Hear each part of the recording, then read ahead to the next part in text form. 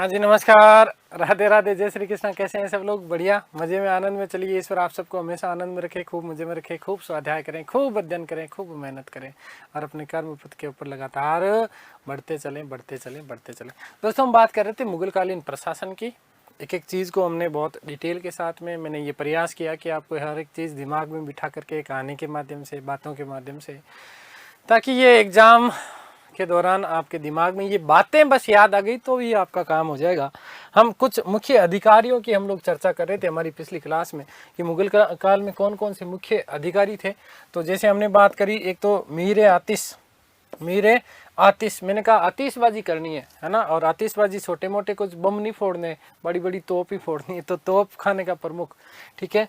फिर मीरे बर से याद रखना, बेर खाने का, वन में जाकर के वन विभाग का प्रमुख। मीरे बहर से याद रखना बाहर आई तो जल चाहिए और जल सेना का प्रमुख। और साई से नौकाओं का जो प्रमुख हुआ करता था, देख रेख करने वाला व्यक्ति होता था, वो मीरे बहर कहलाता था। इसी कड़ी में आगे हमने देखा कि मीरे बहर के बाद में हमने मीरे तोजक की बात करी, है ना। तोजक से मैंने कहा कि ताजिया का याद रखना है, वाक्या नवीस, है ना। वाक्या मतलब समाचार लिखने वाला व्यक्ति। फिर हमने बात करी थी खुफिया नवीस, खुफिया गुप्त महत्वपूर्ण सूचना केंद्र में देने। हरकारा, क्या चीज़? हरकारा, मैंने कहा कि जासूस होता था, संदेश वाहक होता था, ठीक है। आगे बात समझिए, आगे हम बात करेंगे बहुत ही महत्वपूर्ण। नेक्स्ट देखिएगा, एक शब्द मिलता है और शब्द मिलता है बितकची। क्या शब्द मिलता है? बितकची पूछा हुआ है, ठीक है ना। शब्द क्या मिलता है बेटा? बितकची, याद रखना, बितकची शब्द क्या मिलता है? बितकची, बहुत महत्वपूर्ण है और ये पूछा हुआ भी है, ठीक है ना। बितकची या बितिकची, कई जगह बितिकची भी मिलते हैं और कई जगह बितकची भी मिलता है, ठीक है। तो बितकची से याद रखना बातें करने वाला, है ना। और बातें भी कहाँ करेगा? वो प्रांत में जाकर के बातें करेगा। कहाँ? प्रांत में जाकर के बातें करेगा और फिर कागज में लिख लेना, है ना। किस में लिखेगा? कागज में। और बातें करेगा किससे? भूमि के पास में जाकर के, भूमि के जो किसान होते थे उनसे बातें करता था। तो मतलब क्या हुआ? देखो समझो, बितकची का मतलब था कि प्रांतों में भूमि व लगान के कागज तैयार करने वाला व्यक्ति जो होता था वो क्या कहलाता था? बितकची। प्रांतों में, कहां पर? प्रांतों में, याद रखना, मोस्ट इंपोर्टेंट कि प्रांतों में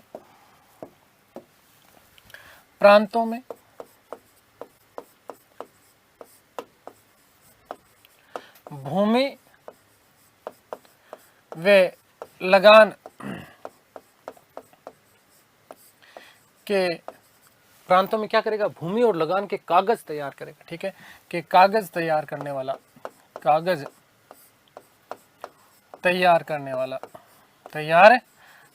व्यक्ति क्या कहलाता था? बितकची कहलाता था। आगे बात समझिए, बितकची से बातें याद रखना। आगे बात समझिए। नेक्स्ट, मुशरिफ, बहुत इंपॉर्टेंट है बेटा, इसको भी इंपॉर्टेंट कर रहा हूं और इसको भी इंपॉर्टेंट कर रहा हूं। देखिएगा, अगला शब्द क्या मिलता है? मुशरिफ, ठीक है। अब देखो मुशरिफ को कैसे याद रखोगे? बहुत साधारण सा, इजी सा मैंने ट्रिक बनाया। मुशरिफ से याद रखना, मुशरफ, पाकिस्तान वाला प्रधानमंत्री हुआ मुशरफ, ठीक है ना। तो क्या करता था? राज्य की आय व्यय रखता था। वो आय व्यय का लेखा जोखा रखने वाला लेखा अधिकारी जो होता था, लेखा अधिकारी, याद रखना। मुस्तफी तो क्या था? लेखा परीक्षक था। मुस्तफी पढ़ा हमने, ठीक है ना। इसका मतलब मुशरिफ के द्वारा तैयार किए गए राज्य के आय व्यय के लेखा जोखा की जांच कौन करता था? मुस्तफी करता था। और मुशरिफ कैसे याद रखोगे? मुशरफ, ठीक है ना। तो ये एक तरीके से क्या था? लेखा अधिकारी था। लेखा अधिकारी क्या था बेटा जी? लेखा अधिकारी था, ठीक है। और लेखा अधिकारी है तो क्या करेगा भाई? राज्य की कितनी आय हुई है, राज्य में कितना व्यय हुआ, उसका लेखा जोखा रखेगा। तो राज्य की आय,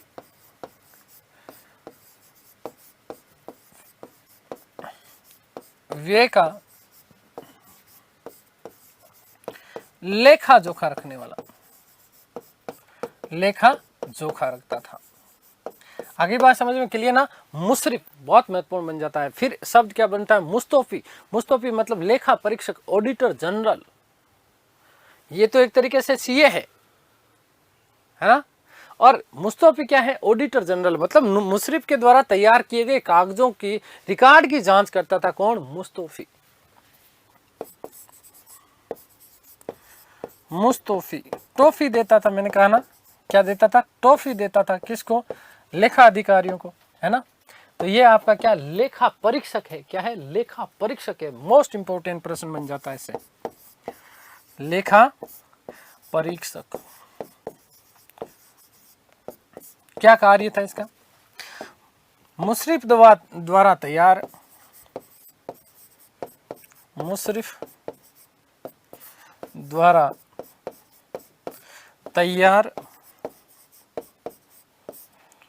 रिकॉर्ड्स की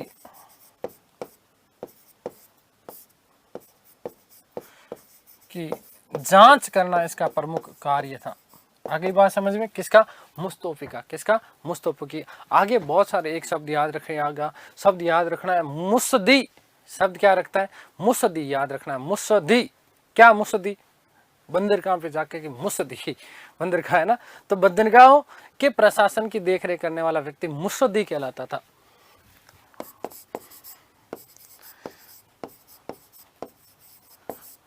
ठीक है, बंदरगाह का प्रशासक,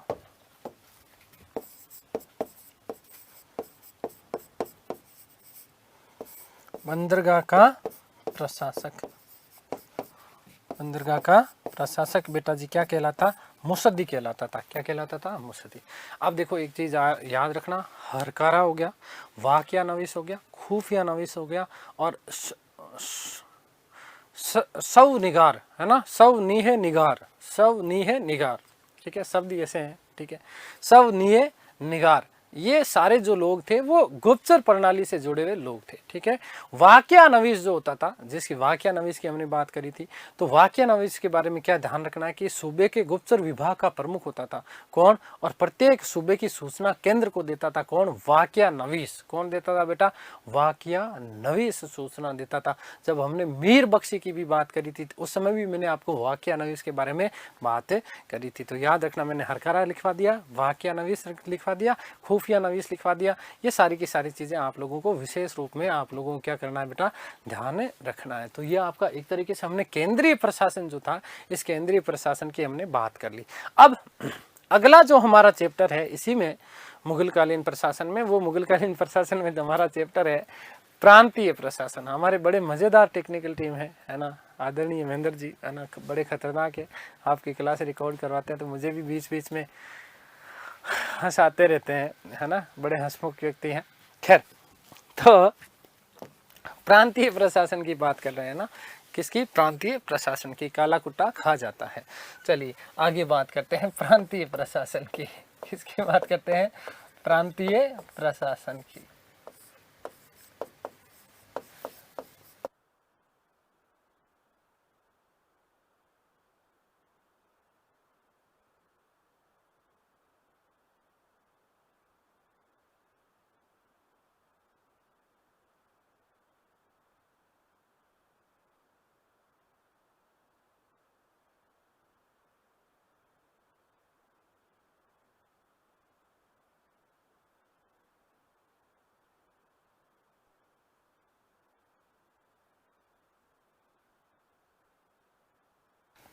चलिए प्रांतीय प्रशासन की बात कर लेते हैं बेटा जी, ध्यान रखना। अब देखो, प्रांतीय प्रशासन में हम विशेष रूप से बात करते हैं, विशेष रूप से चर्चा यदि करते हैं, तो प्रांतीय प्रशासन का गठन करने का समय ना तो बाबर को मिला और हुमायूं को तो मिलने का सवाल ही पैदा नहीं होता, क्योंकि हुमायूं के पीछे तो शेरशाह सूरी ऐसे पड़ा था जैसे नहा धो करके। आगे बात समझ क्लियर है ना। तो प्रांतीय प्रशासन, है ना, प्रांतीय प्रशासन का जनक अकबर को कहा जाता है। मुगल काल में प्रांतीय प्रशासन का वास्तविक जनक, क्योंकि केंद्रीय प्रशासन के रूप में तो कहीं ना कहीं थोड़ी सी चीजें थी, जैसे वजीर था, है ना, और ये इस प्रकार की चीजें चलती थी। ठीक है, मीर बख्शी भी पहले से पद ऐसे कहा जाता है कि चलता था, लेकिन वास्तविक रूप में स्थापित जो है अकबर ने करवाया। लेकिन पूर्ण रूपेण जो प्रांतीय प्रशासन था, इस प्रांतीय प्रशासन का जनक अकबर को कहा जाता है। बेटा मोस्ट इंपोर्टेंट आपका प्रश्न बन जाता है। ठीक है, याद रखना, यहां से आपका प्रश्न कौन सा आता है अभी बात करेंगे। तो देखो पहली बात तो प्रांतों को क्या कहा जाता था, ये आपका बेसिक सा प्रश्न बनता है। मैंने आपको बहुत अच्छे से बता दिया कि प्रांतों को सूबा कहा जाता था। क्या कहा जाता था? सूबा कहा जाता था। काला कट्टा कहीं पर भी नहीं कहा गया है, ठीक है, सूबा कहा जाता था। क्या कहा जाता था? सूबा कहा जाता था। खैर, तो देखो बाबर और हुमायूं को गठन करने का समय नहीं मिला, अतः मुगल प्रांतीय प्रशासन का जनक अकबर को कहा जाता है। प्रांतों की यदि हम बात करें तो देखो केंद्र को मैंने विभाजित बताया, मैंने कहा कि केंद्र किस में विभाजित था? प्रांतों में। जैसे प्रांतों को सूबा कहा जाता था। क्या कहा जाता था? सूबा कहा जाता था। सूबे किस में विभाजित थे? परगना में। परगना किस में, माफ करना, सूबा किस में विभाजित था? सरकार में। सरकार किस में विभाजित था? परगना में। परगना किस में विभाजित था? ग्राम में। ये हमने विभाजन कर लिया था, फिर भी मैं आपको वापिस बता रहा हूँ, रिकॉल करवा रहा हूँ, ठीक है। आगे बात समझ में क्लियर है? उससे आगे की यदि हम बात करते हैं तो देखो अलग अलग व्यक्ति के शासनकाल में अलग अलग सूबों की संख्या थी। मोस्ट इंपोर्टेंट प्रश्न क्या बनता है बेटा, ध्यान देना। आपसे सीधा सीधा प्रश्न, पहला बेसिक सा तो प्रश्न ये बनता है कि मुगल काल में प्रांतों को क्या कहा जाता था? सूबा कहा जाता था। और अकबर के समय प्रांतों की संख्या या सूबों की संख्या कितनी थी, ये प्रश्न आपका आता है। और सर्वाधिक सूबे किसके शासनकाल में थे? तो सर्वाधिक सूबे औरंगजेब के शासनकाल में थे। ये आपके बेसिक सीधे सीधे प्रश्न बनते हैं, लेकिन फिर भी मैं आपको एक एक चीज यहां से समझाने वाला हूं, ठीक है। देखिएगा, ध्यान दीजिएगा। पहली बात कि बाबर व हुमायूं को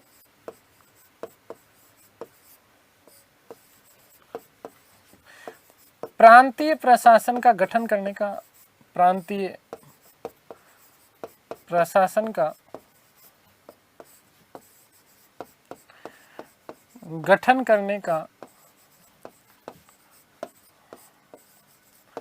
समय नहीं मिला।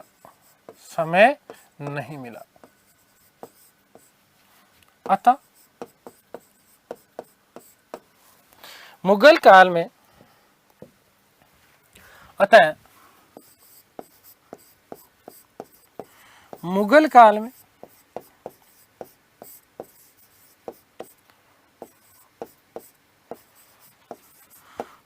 प्रांतीय प्रशासन का जनक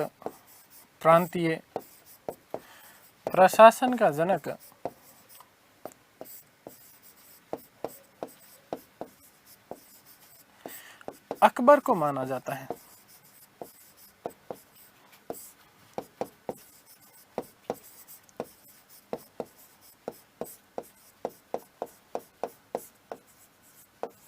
किसको माना जाता है बेटा? अकबर को माना जाता है। मोस्ट इंपोर्टेंट प्रश्न आप लोगों का ये बन जाता है, ध्यान रखना। एक तरफ मैं अब शासक का नाम लिखूंगा और दूसरी तरफ उसके सामने उसके समय कितने सूबे थे उसकी मैं चर्चा आप लोगों के लिए करने वाला हूं। तो देखिएगा, सबसे नंबर एक मैं यहां पर लिख देता हूं शासक,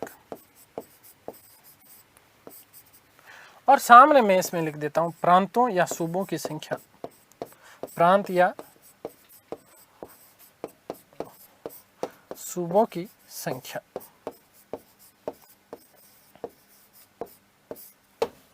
ठीक है। प्रांत या सूबों की संख्या। सबसे पहले, क्योंकि बाबर हुमायूं का कोई रोल ही नहीं है, इसलिए हम बात करेंगे सबसे पहले अकबर की। किसकी बात करेंगे? अकबर की बात करेंगे, ठीक है। तो ध्यान दीजिएगा, अकबर के समय प्रांतों की जो संख्या मानी जाती है 1580 में अकबर के समय 1580 में प्रांतों की संख्या या सूबों की संख्या थी 12, है ना। तो अकबर के समय देखो, फिर से घुमा करके क्या प्रश्न पूछा जाएगा, पूछा यह जा सकता है कि अकबर के समय सूबों की संख्या कितनी थी, तो 12 याद रखना। या फिर ऐसा प्रश्न भी आ सकता है कि अकबर के समय मुगल साम्राज्य कितने सूबों में विभाजित था, तो कब? 1580, शब्द याद रखना, कब? 1580, ठीक है। तो 1580 में सूबों की संख्या 12 है बेटा। 1580 ईस्वी में सूबों की संख्या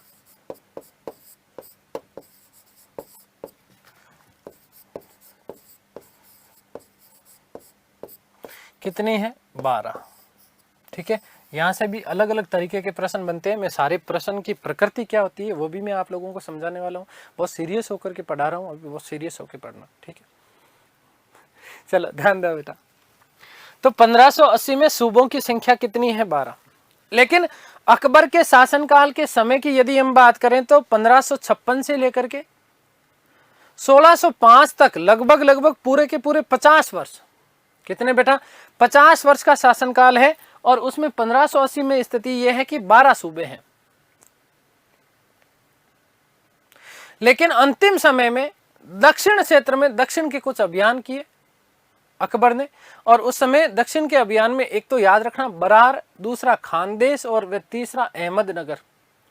बरार, खानदेश और अहमदनगर की विजय के बाद अकबर के शासनकाल के अंतिम समय में सूबों की संख्या बढ़कर के 15 हो गई थी। लेकिन मोस्ट इंपोर्टेंट बात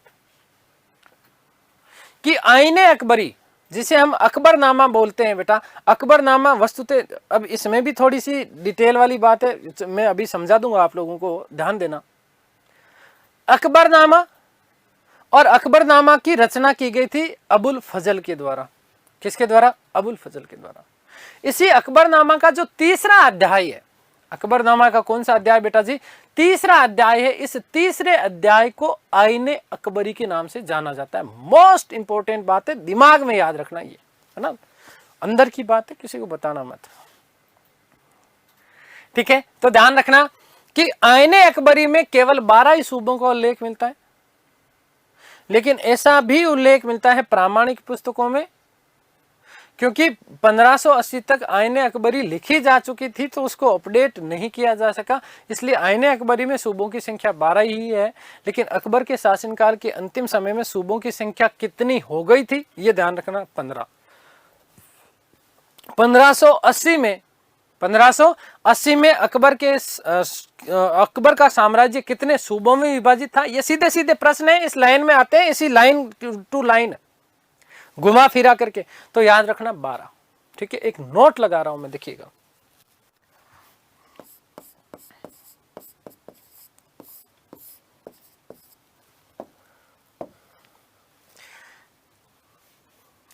कि अकबर के शासनकाल के अंतिम समय में, अकबर के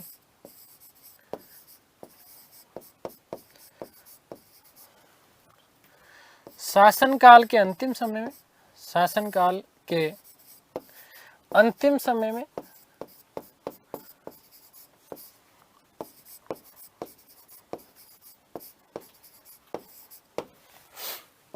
दक्षिण अभियान, दक्षिण भारत अभियान, ठीक है, दक्षिण अभियान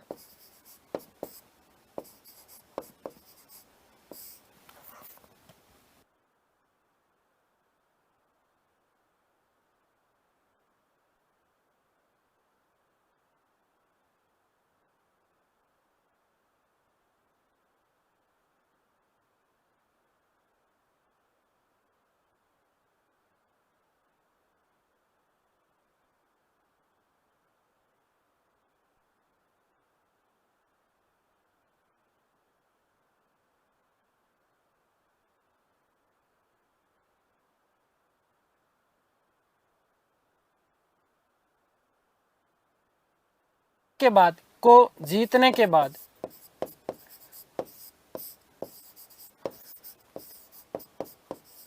सूबों की संख्या कितनी हो गई है? यहां पर लिख रहा हूं 15 सूबे।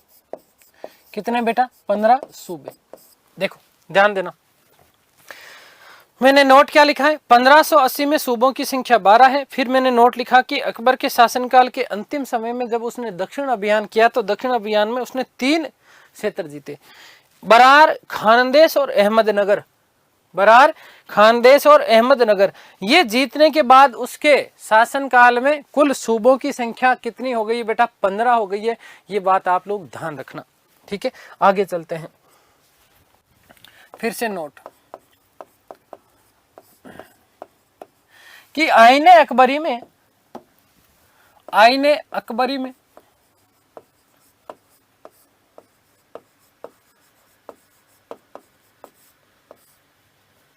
जो कि याद रखना है अकबरनामा का तीसरा भाग है, अकबरनामा का तीसरा भाग, तीसरा अध्याय, तीसरा अध्याय क्या कहलाता है बेटा, याद रखना, आईने अकबरी कहलाता है। तो आईने अकबरी में सूबों की संख्या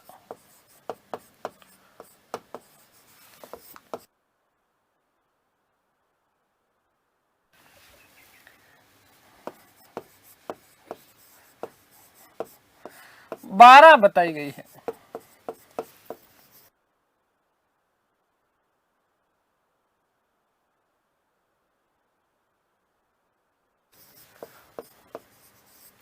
आ गई बात समझ में?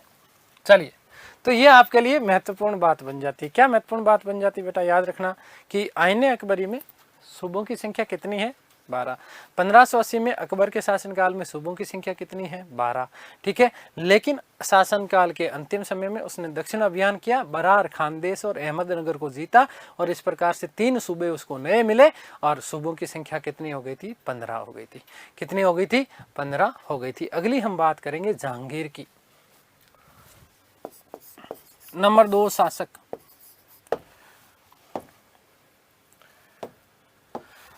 तो जहांगीर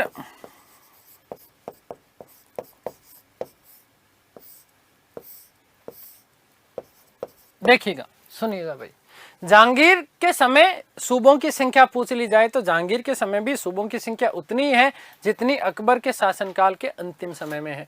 अर्थात बोले तो कितने बेटा जी, 15 सूबे। कितने, 15 सूबे। ध्यान से सुनना। लेकिन यहां पर ऐसा उल्लेख मिलता है कि जहांगीर ने जब कांगड़ा का अभियान किया, हिमाचल प्रदेश है ना, कांगड़ा, हिमाचल का अभियान किया, और हिमाचल को जीतने के बाद में उसने कांगड़ा को लाहौर के सूबे में मिला दिया था। कौन से सूबे में, लाहौर के सूबे में मिला दिया था। यदि उसको अलग से रखता तो उसके समय सूबों की संख्या कितनी हो सकती थी, 16 हो सकती थी, लेकिन उसने ऐसा किया नहीं।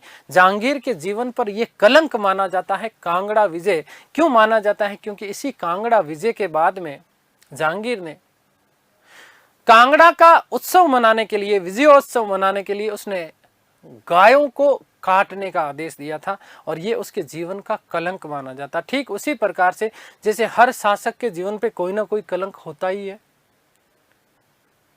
अकबर के शासनकाल का सबसे बड़ा कलंक चित्तौड़ आक्रमण है ना, जब उसने वहां पर कत्लेआम का आदेश जारी किया था 1567-68 के दौरान। ये जब अभियान किया गया था तो उसने कत्लेआम करवाया था। और वहीं यदि हम जहांगीर के काल की बात करते हैं तो जहांगीर में कांगड़ा अभियान उसके जीवन पर कलंक माना जाता है, क्योंकि इस कांगड़ा अभियान के बाद में उसने जो है गायों को काटने का आदेश दे दिया गया था।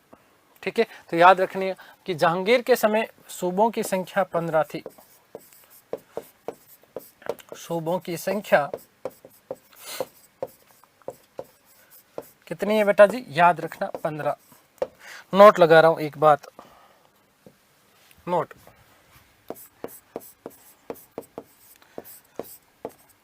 कि जहांगीर ने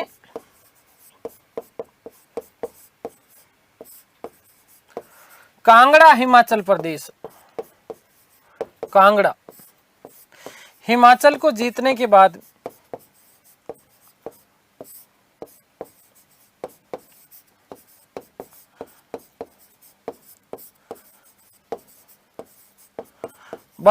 उसे लाहौर सूबे में मिला दिया। लाहौर सूबे में मिला दिया।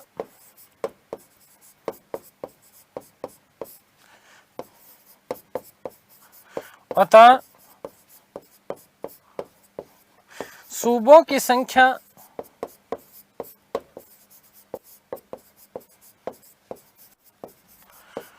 15 ही रही।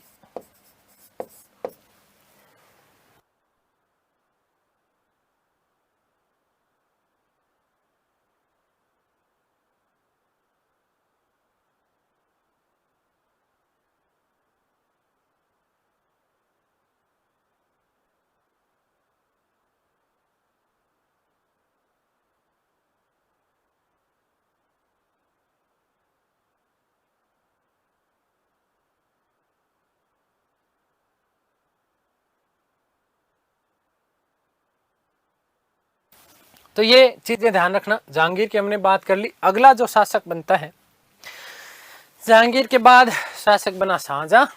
तो नंबर 3 शाहजहां। देखिएगा कुछ महत्वपूर्ण बातें। शाहजहां के समय सूबों की संख्या थी 18। सूबों की संख्या कितनी बेटा? 18। और शाहजहां ने कश्मीर, ठट्टा और उड़ीसा, कश्मीर, ठट्टा और उड़ीसा को जीता था। कश्मीर लाहौर से अलग हुआ, ठट्टा मुल्तान से अलग हुआ और उड़ीसा बंगाल से अलग हुआ। वापस सुनना, शाहजहां के समय सूबों की संख्या कितनी है बेटा? 18। 18 सूबे हैं। कितने सूबे हैं? 18 सूबे हैं। शाहजहां ने एक तो कश्मीर जीता, दूसरा ठट्टा जीता और तीसरा उड़ीसा जीता। कश्मीर लाहौर का भाग था, ठट्टा मुल्तान का भाग था और उड़ीसा बंगाल का भाग था। इन नए 3 सूबों का उसने निर्माण किया और 15 में 3 जोड़ेंगे तो कितने हो गए? 18।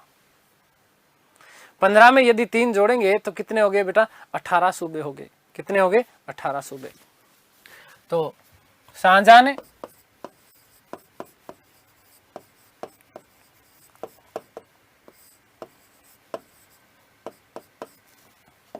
कश्मीर,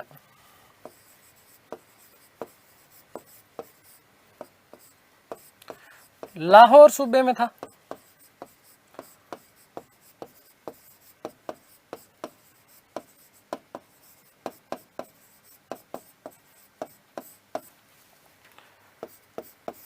ठट्टा मुल्तान सूबे में था,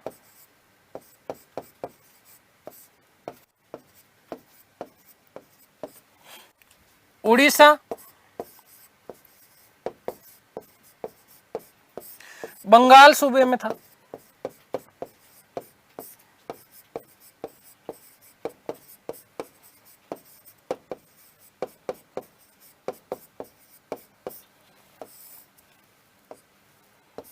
को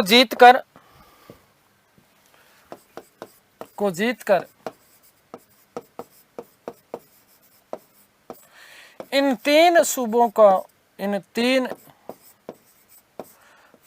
को शामिल किया।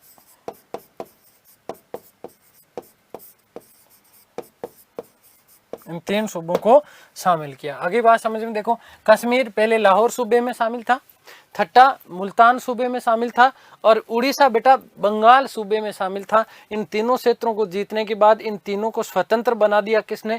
शाहजहां ने। और इस प्रकार से सूबों की संख्या जब जहांगीर के काल में 15 हुआ करती थी तो 3 ये नए सूबे जब जुड़े तो कुल संख्या कितनी हो गई आपकी? बढ़कर के 18 हो गई। कितनी हो गई? 18 हो गई। Next number 4 Aurangzeb.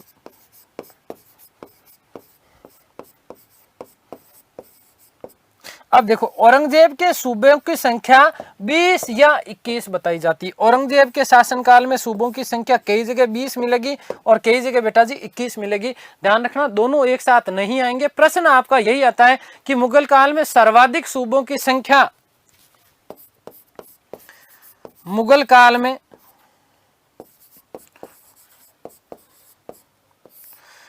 काल में सर्वाधिक सूबों की संख्या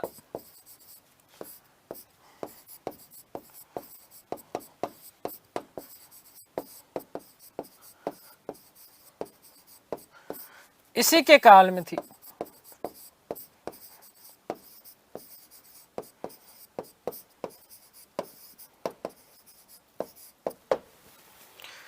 किसके काल में? औरंगजेब के काल में। देखो एक तो इसने बीजापुर अभियान किया 1686 में, उसके बाद इसने गोलकुंडा को जीता 1687 में, है ना। इसलिए ऐसा माना जाता है कि सूबों की संख्या कितनी हो गई? 20 हो गई। ध्यान रखना बीजापुर 1686 और गोलकुंडा 1687 इसको जीता और 18 पहले से थे तो 18 और 2 20 हो गए। लेकिन प्रोफेसर राय चौधरी, हेमचंद्र राय चौधरी और मजूमदार जी ने सूबों की संख्या 21 बताई है। सूबों की संख्या कितनी बताइए बेटा? 21 बताइए। कितनी बताइए? 21 बताइए। ये बात विशेष रूप से याद रखना। और सूबे का जो प्रशासक था उसको सूबेदार कहा जाता था अकबर के काल में ही। फिर उससे एक और नाम दिया गया सिपा सलार, सिपे सालार। और बाद में लास्ट में औरंगजेब के समय नाजिम का भी उल्लेख मिलता है। ठीक है, तो याद रखना ये प्रशासक का तो वैसे मैंने लिखवा दिया, लेकिन फिर भी दिमाग में आप लोग रखना इस बात को याद। ठीक है ना, याद रखिएगा कि औरंगजेब ने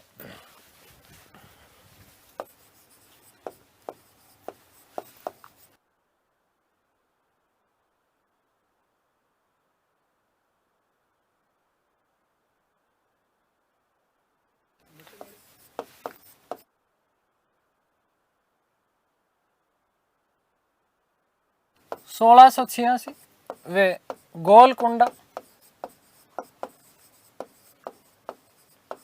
1687 ईस्वी में जीतकर ईस्वी में जीता। इस प्रकार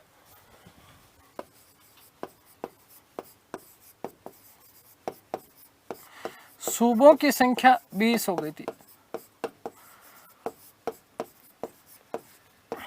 सूबों की संख्या कितनी हो गई बेटा? 20 हो गई थी।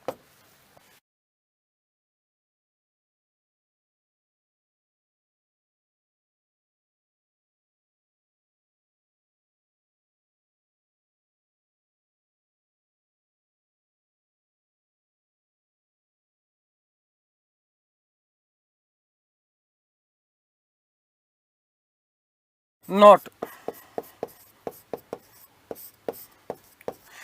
प्रोफेसर राय चौधरी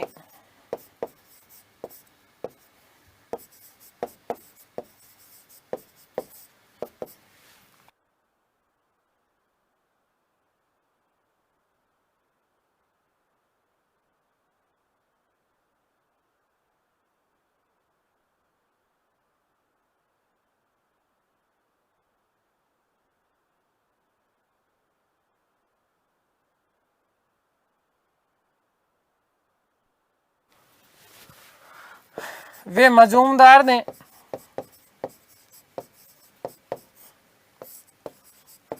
औरंगजेब के काल में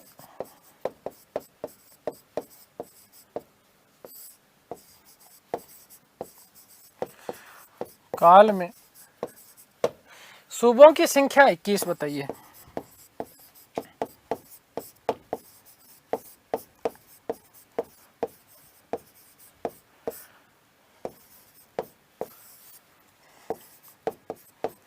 सूबों की संख्या कितनी बताइए बेटा?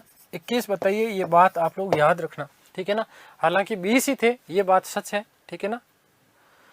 लेकिन प्रोफेसर राय चौधरी और एनजी मजूमदार ये कहते हैं कि सूबों की संख्या बढ़कर के 21 हो गई थी, लेकिन उन्होंने नाम भी नहीं दिया, तो इसको प्रामाणिक कह भी नहीं सकते और कह भी सकते। तो एक चीज ध्यान रखना कि दोनों एक साथ कभी आएगा नहीं, आएगा तो दोनों में से एक आएगा। ठीक है, आगे बात समझ। बाई चांस, खुदा ना खास्ता, यदि आ जाए तो आपको क्या करना है बेटा? 20 करना है। या सीधा सीधा प्रश्न यही आता है आपका, क्या कि सर्वाधिक सूबों की संख्या किसके शासनकाल में थी? तो सर्वाधिक सूबों की संख्या औरंगजेब के शासनकाल में थी। किसके काल में? औरंगजेब के काल में। सूबे के मुख्य प्रशासक को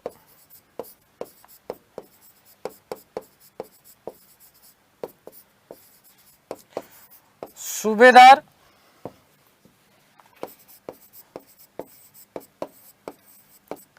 बाद में क्या कहा जाने लगा? सिपा सलार। और औरंगजेब के काल में आते आते नाजिम कहा जाने लगा। नाजिम कहा जाता था।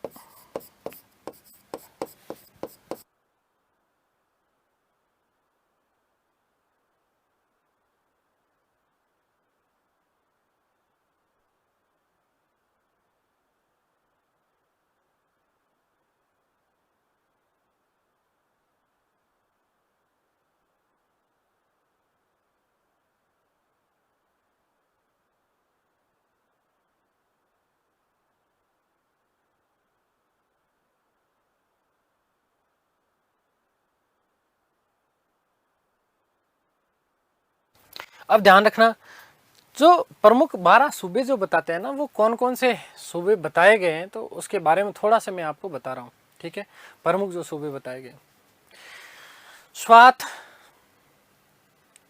स्वात के बाद में इन मुगलों का पुश्तैनी जो इलाके थे, पुश्तैनी इलाके बोले तो समरकंद, इराक ईरान वाला जो भाग था वो।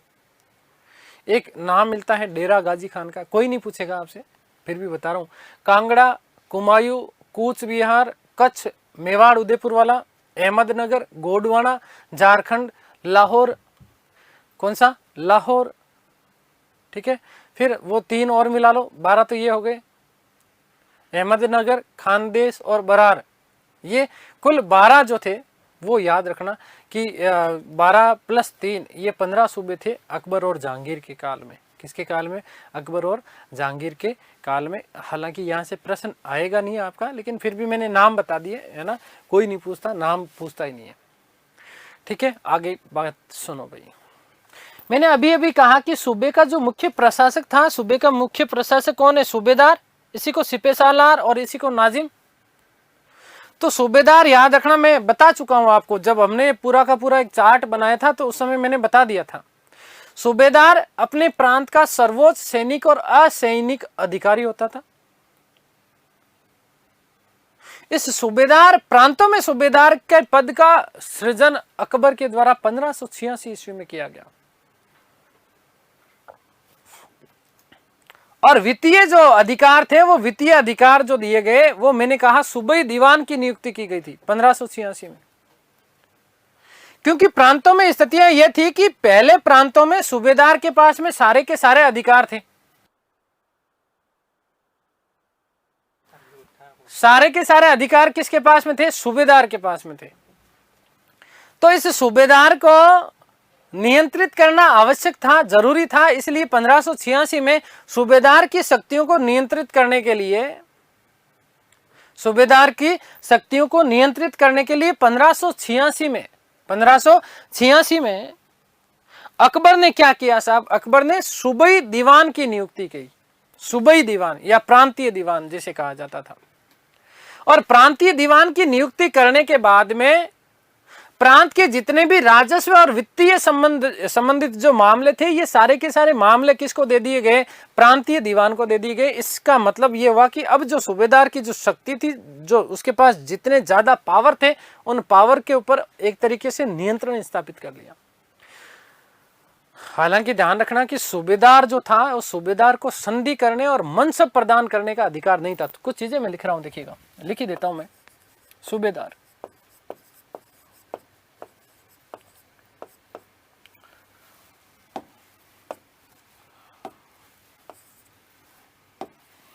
सूबेदार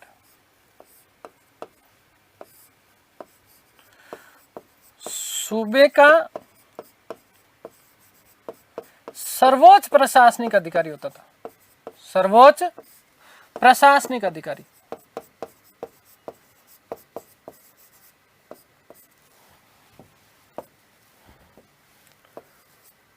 अधिकारी, ठीक है, याद रखिएगा कि 1586 ईस्वी में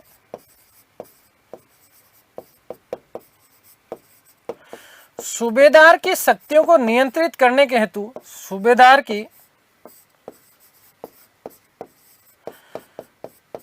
शक्तियों को नियंत्रित करने हेतु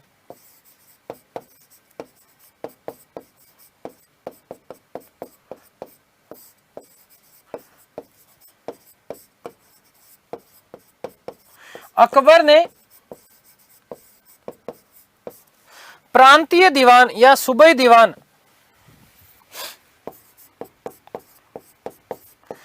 प्रांतीय दीवान या इसी के लिए बेटा शब्द क्या लेंगे हम, सूबाई दीवान। केंद्र में क्या कहलाता था, दीवान ए कुल, मैं लिखा चुका आपको, ठीक है, क्या कहलाता था, दीवान ए कुल, ठीक है, का पद सृजित किया, पद सृजित किया, ठीक है। और अब आपको लिखाने की जरूरत नहीं है कि भाई इसके पास में राजस्व से संबंधित सारी की सारी चीजें इसके पास में थी। आगे बात समझे। तो सूबेदार, तो एक चीज याद रखना कि सूबेदार को संधि करने और मनसब करने का अधिकार प्राप्त नहीं था। लेकिन यहां पर एक विशेष बात है। विशेष बात क्या है कि अकबर ने गुजरात के जो सूबेदार हुआ करते थे जिनका नाम था टोडरमल, इस टोडरमल जी को राजपूतों से संधि करने और उन्हें मनसब प्रदान करने का अधिकार प्रदान कर रखा था। ठीक है। हालांकि याद रखना विशेष स्मरणीय तथ्य है कि सूबेदार को संधि करने और मनसब प्रदान करने का अधिकार नहीं था। केवल और केवल एकमात्र व्यक्ति ऐसा, कौन? टोडरमल, जिसे राजपूतों से संधि करने और मनसब प्रदान करने का अधिकार प्रदान कर रखा था। किसने? अकबर ने। 1580, हाँ 1580 के आसपास गुजरात का जो है दीवान बनाया गया था। किसको? सूबेदार बनाया गया था। किसको बेटा? टोडरमल को। किसको? टोडरमल को। आगे बात समझे। तो नोट लगा के एक बात लिख रहा हूं, नोट कि सूबेदार को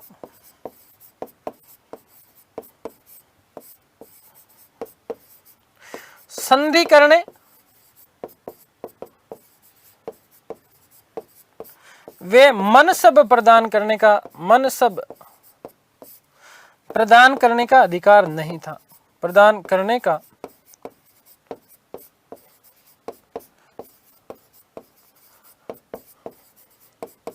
अधिकार नहीं था, परंतु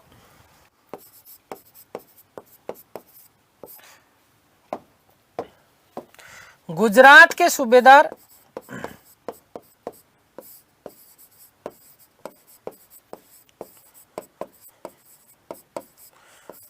राजा टोडरमल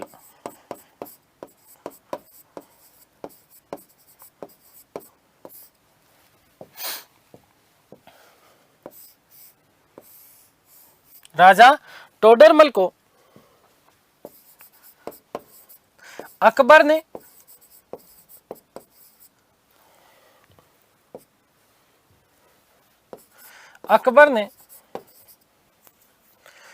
राजपूतों से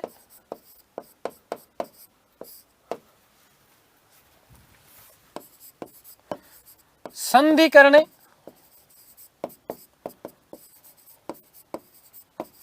वे उन्हें मनसब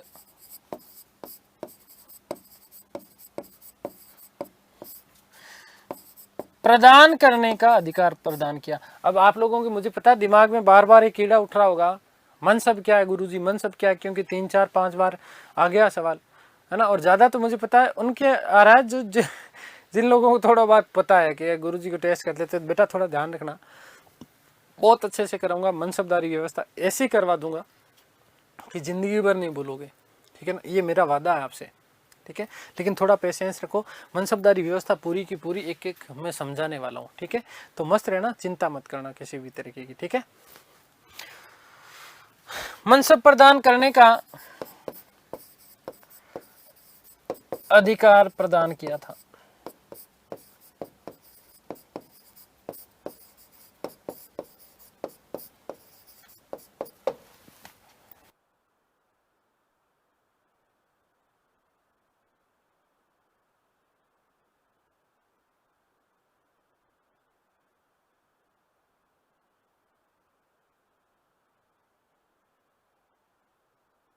ठीक है, अब प्रांतों में और भी, हालांकि मैं आप लोगों को बता चुका हूं, ठीक है, बहुत अच्छे से समझा चुका एक एक चीज, लेकिन फिर भी केवल अब मैं समझा रहा हूं वो कब रूप में। प्रांतीय दीवान पद का सर्जन किसने किया? आपको पता है, अकबर ने कब किया? 1586 में। सूबे में आपसे सीधा सीधा प्रश्न पूछ लेंगे कि सूबे में वित्त एवं राजस्व का प्रमुख कौन होता था? प्रांतीय दीवान। लेकिन ध्यान रखना, ये सूबेदार के प्रति उत्तरदायी नहीं होता था, ये सीधे सीधे केंद्रीय दीवान या शाही दीवान, जिसे दीवान ए वजारत ए कुल कहा था हमने, दीवान ए कुल कह दो या दीवान ए वजारत ए कुल कह दो, एक ही बात है, उसके अधीन होता था, उसके प्रति उत्तरदायी होता था। जितनी भी जो भी रिपोर्ट होती थी वो सीधे सीधे केंद्रीय या शाही दीवान को ये सौंपता था। और साथ ही साथ याद रखना कि प्रांतों में वो दीवानी मामलों, दीवानी मुकदमे जो होते थे, है ना, चोरी लूट इस प्रकार से संबंधित जितने भी चीजें होती थी, उन दीवानी मुकदमों का निर्णय भी करता था कौन? प्रांतीय दीवान। ठीक है, तो थोड़ी थोड़ी, बहुत ज्यादा डिटेल में नहीं, अब एक एक दो दो लाइनें में लिखने वाला हूं। प्रांतीय दीवान, प्रांतीय दीवान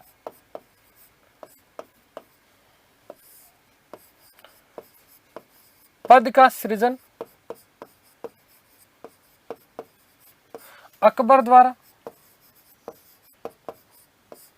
1586 में, बता दिया बेटा मैंने। दूसरा, प्रांतों में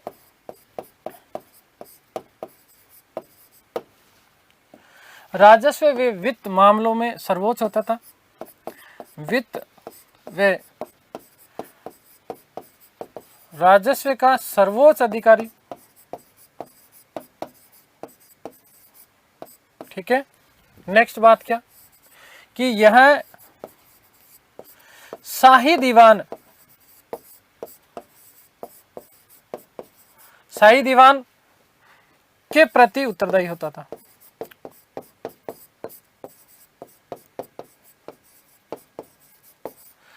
ठीक है, और नेक्स्ट बात कि प्रांतों में दीवानी मामलों का निर्णय भी करता था। प्रांतों में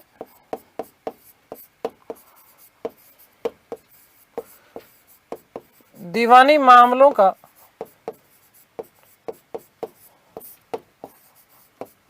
निपटारा भी करता था।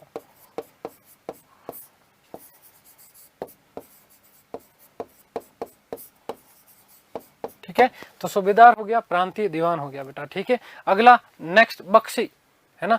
जैसे केंद्र में मीर बख्शी होता था, प्रांत में बख्शी होता था। सूबों की सेना की देखभाल करने का कार्य जो है ना, और यही व्यक्ति वाकिया निगार के रूप में सूबे की जानकारी केंद्र को देता था। कौन? बख्शी। एक अकबर की बहन भी थी बख्शी बानो, है ना, बख्शी।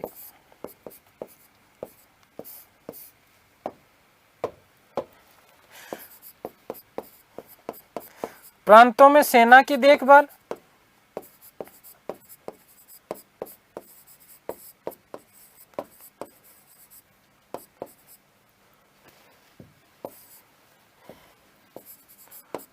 और वाकिया निगार के रूप में, ये इंपॉर्टेंट है, याद रखना, वाकिया निगार के रूप में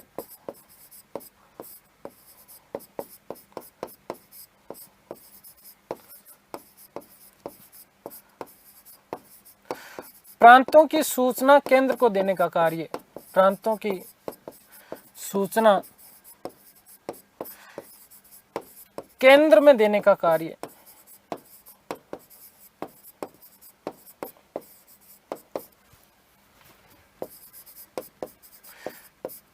ठीक है,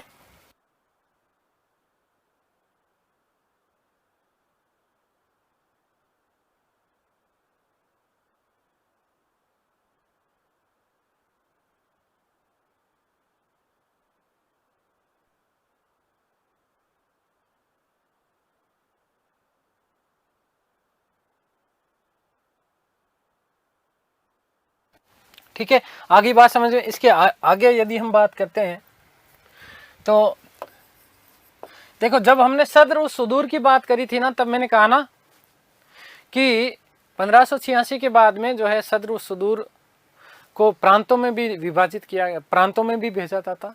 तो प्रांतीय सद्र भी वहां पर एक पद होता था, याद रखना। ठीक है, दूसरा, वस्तुतः काजी और पद सद्र, इसका पद एक ही व्यक्ति को दे दिया जाता था प्रांतों में। दूसरा, मीर ए अदल, मीर ए अदल, याद रखना बेटा, याद रखोगे कि अनुदान, उत्तराधिकार और अन्य विवादों का निपटारा करता था। कौन? मीर ए अदल। मोस्ट इंपोर्टेंट प्रश्न बनता है कि प्रांतों में अनुदान से संबंधित, मतलब कोई अनुदान का मतलब समझते हो ना आप, डोनेशन, ठीक है ना, अनुदान आया, उत्तराधिकार से संबंधित कोई झगड़ा हो या दूसरे कोई जो झगड़े होते थे, इन झगड़ों का निपटारा करने का कार्य मीर ए अदल के द्वारा किया जाता था।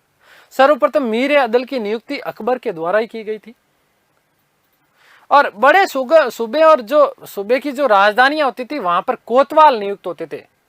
कौन नियुक्त होते थे? कोतवाल वहां पर नियुक्त होते थे। तो याद रखिएगा, मीर ए अदल,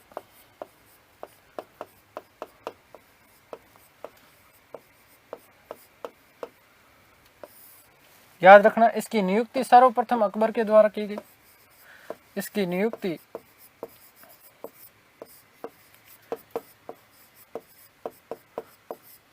सर्वप्रथम अकबर के द्वारा की गई।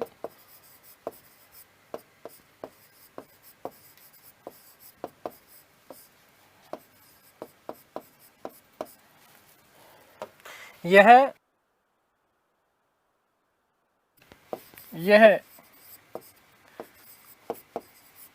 दान से संबंधित, दान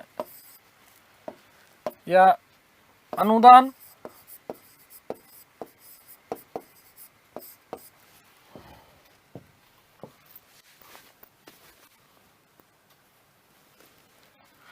वे उत्तराधिकार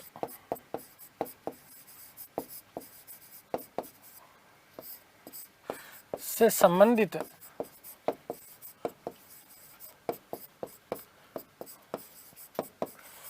मामलों का निपटारा करता था।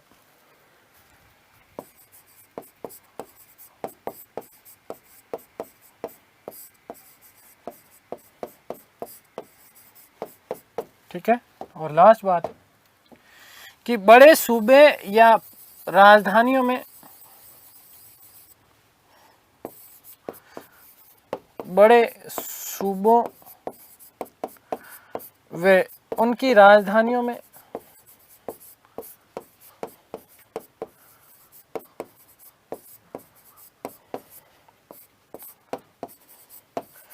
यह कार्य करने हेतु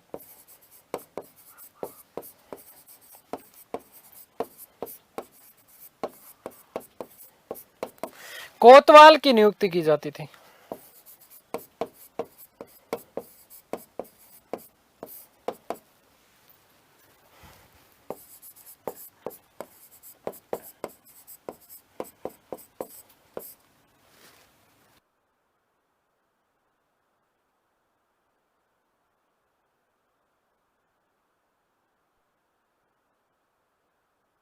ठीक है, आगे बात समझिए। तो ये प्रांतीय प्रशासन हमारा हो गया। आगे हम बात कर लेते हैं किसकी बेटा? सरकार। सरकार का मतलब जिला, और जिला प्रशासन की हम लोग बात कर लेते हैं। सरकार अर्थात जिला प्रशासन बहुत बड़ा टॉपिक है थोड़ा। ठीक है, सरकार या जिले प्रशासन की मुगल काल में यदि हम बात करते हैं तो जब मैंने वो वही वाली टेबल, वो टेबल आपके लिए मोस्ट इंपॉर्टेंट है। देखो, सरकार में मैंने, जिले में मैंने कहा क्या कहा? फौजदार को नियुक्त करना है। तो सर्वोच्च प्रशासक कौन होता था? फौजदार। और राजस्व वाली जो चीजें थी वो अमल गुजार। आगे बात समझे। फिर मैंने आपको बताया था वितक जी। वितक जी जो होता था वो लिपिक होता था, जो क्या कार्य करता था वस्तुतः जिले में कि लगान और भूमि से संबंधित जो कागज होते थे उनको तैयारी करता था। एक खजानदार, जिले का खजांची, है ना। तो फौजदार, सर्वोच्च प्रशासक जिले का। ठीक है,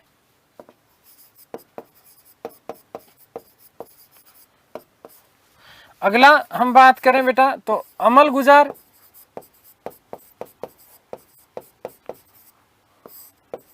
अमल गुजार का मतलब क्या है बेटा? ध्यान रखना,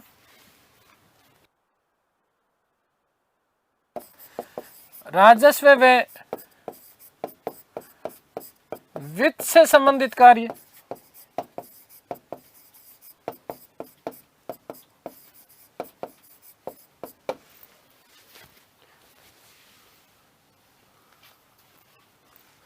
याद रखना कि खालसा भूमि से राजस्व भी वसूलता था। खालसा भूमि से भी राजस्व वसूलता था।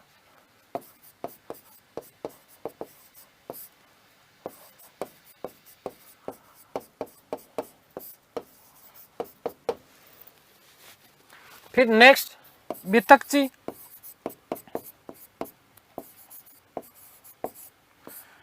या बितिकची, एक ही बात है ना। मैंने कहा बातें करेगा, है ना, भूमि के पास में जाकर के, किसानों के पास में जाकर के।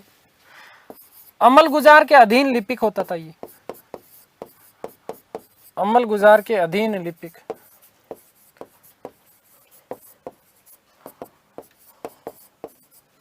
लिपिक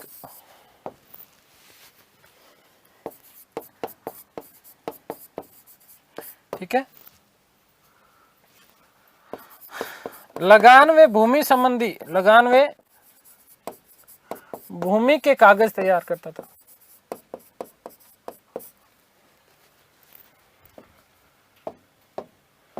अगला याद रखना बेटा, खजानदार।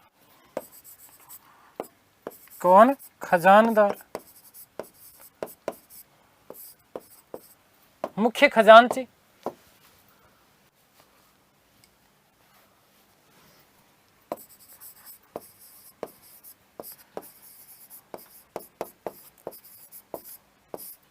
मुख्य खजांची।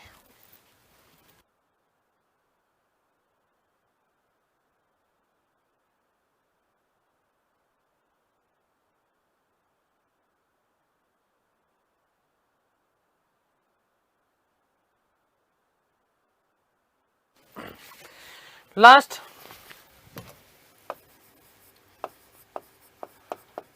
परगने का प्रशासन। परगना मतलब क्या था बेटा? तहसील। परगने का मतलब क्या था? तहसील। तो समझा चुका वैसे तो। परगने में सिकदार, ठीक है, सिकदार मतलब शांति व्यवस्था, कानून व्यवस्था कायम रखने के लिए प्रशासक के रूप में सिकदार होता था। वित्तीय अधिकारी के रूप में आमिल की बात करी, किसानों से लगान वसूल करने का कार्य करता था आमिल। अब यहां पर एक थोड़ी सी विशेष बात याद रखना है। विशेष क्या बात याद रखना कि अकबर ने अपने शासनकाल के 18वें वर्ष, शासनकाल के 18वें वर्ष मतलब 1574 ईस्वी में 1 करोड़ दाम से अधिक राजस्व वाले परगनों में एक आमिल नियुक्त किया था, जिसे किरोड़ी भी कहा जाता था। 1 करोड़ दाम से अधिक जहां राजस्व आता था, वहां पर जो उसने व्यक्ति आमिल जो नियुक्त किया, उस आमिल को क्या कहा जाता था? किरोड़ी कहा जाता था। और एक हमने बात करी थी यहीं पर आमीन की, जब मैंने आपको बताया था, मैंने कहा कि शाहजहां ने प्रत्येक परगने में मालगुजारी का निर्धारण करने के लिए आमीन की नियुक्ति करी। और फिर फौतदार, मुख्य परगने का जो खजांची होता था वो क्या कहलाता था? फौतदार कहलाता था। क्या कहलाता था? फौतदार। तो सिकदार,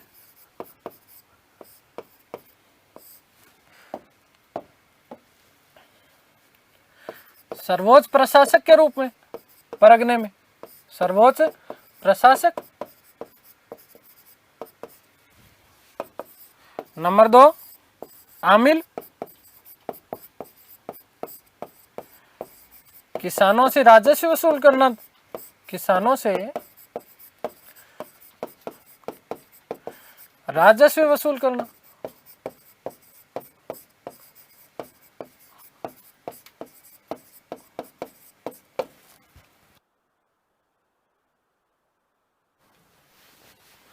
याद रखना कि अकबर ने 1574 ईस्वी में 1 करोड़ से अधिक दाम,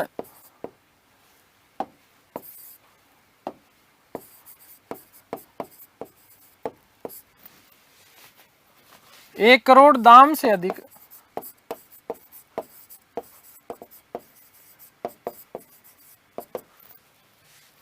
राजस्व वाले परगनों में, राजस्व वाले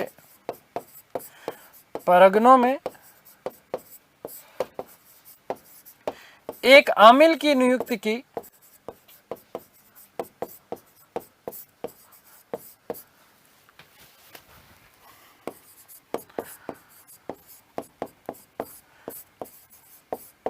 जिसे क्या कहा जाता था? करोड़ी कहा जाता था।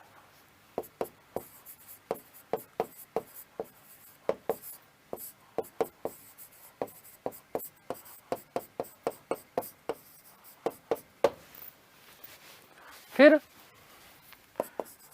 अमीन, याद रखना शाहजहां द्वारा नियुक्त है।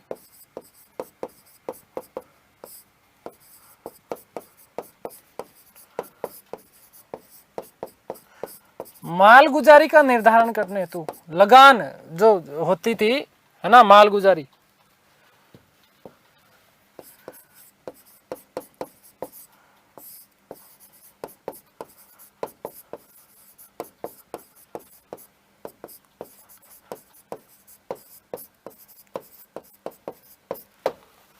फिर फौजदार,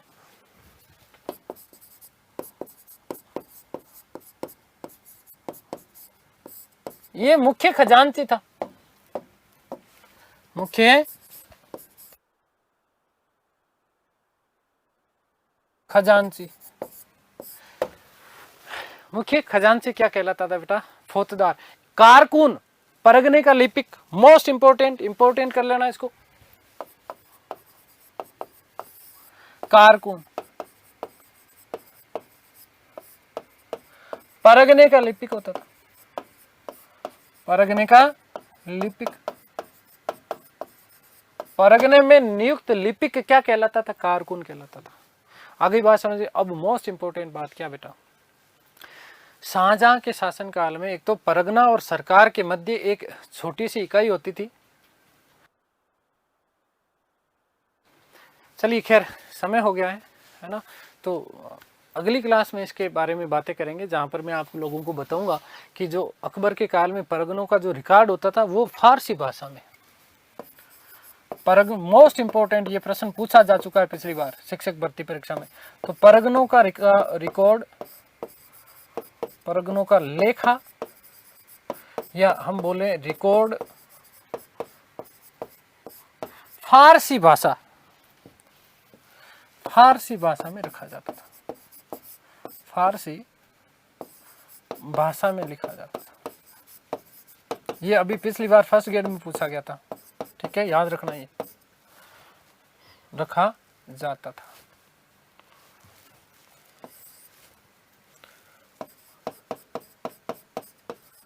ठीक है, आगे बात समझ में क्लियर है? तो उम्मीद करता हूँ कि सारी चीज़ें आप लोगों को समझ में आई होगी। गांव वाला थोड़ा सा प्रशासन बचाए तो वो हम करेंगे, फिर उसके बाद में थोड़ी अर्थव्यवस्था की बातें करेंगे, कला संस्कृति साहित्य की बात करेंगे, समाज की बात करेंगे। ठीक है, उम्मीद करता हूँ सब चीज़ें आप लोगों को समझ में आई होगी। ईश्वर से प्रार्थना करता हूँ कि आप सब स्वस्थ रहें, मस्त रहें, तंदुरुस्त रहें, आह्लादित और प्रसन्नचित रहें। इस सृष्टि की संपूर्ण खुशियाँ आपको और आपके परिवार को मिले, और आप लोगों को जल्द से जल्द सफलता मिले। ये मेरी आप लोगों के लिए शुभकामनाएं। मिलते हैं हमारी अगली क्लास में, तब तक के लिए सभी को धन्यवाद, नमस्कार, थैंक यू सो मच।